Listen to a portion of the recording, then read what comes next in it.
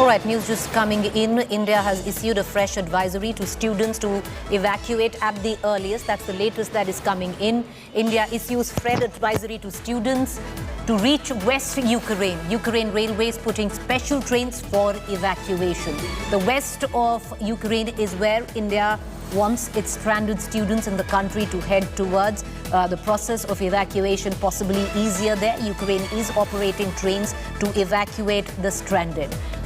Connecting in Budapest with me is my colleague Ashutosh. Ashutosh, you're reporting from Budapest. What's the latest that you're picking up? A lot of students being able to cross the border safely?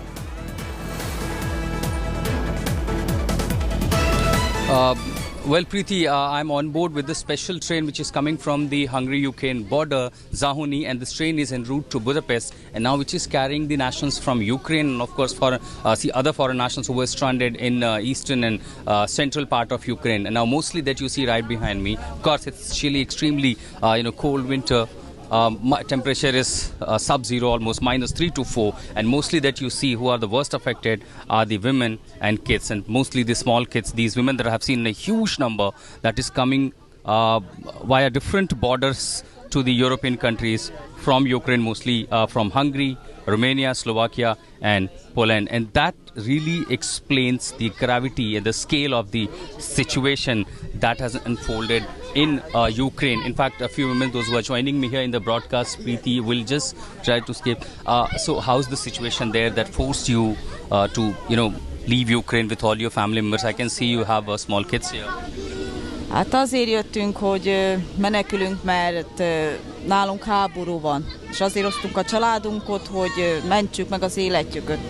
De az You may not even, if you may not understand the language, the expression itself explains what has happened perhaps. And if you see this entire coach, there are more than 50 those who are nationals who are coming from Ukraine. But as far as luggage belongings are concerned, extremely less. And that says that how they were forced to leave Ukraine, and of course, since there's a clogging of huge crowd at the border points, and moreover the temperature also decreasing further, it's literally snowing outside and in Romania border at the Poland side, and that also making the evacuation process totally difficult. Now here in Hungary, the administration, the local government has arranged some transportation, particularly at least train services for these stranded nationals who are reaching at the Zahony borders, and from there to Budapest, at least the special trains have been provided free of cost. We have met several people who haven't eaten anything, no food, no water for last 48 hours. Forget about clothes, jackets, anything. Right. They were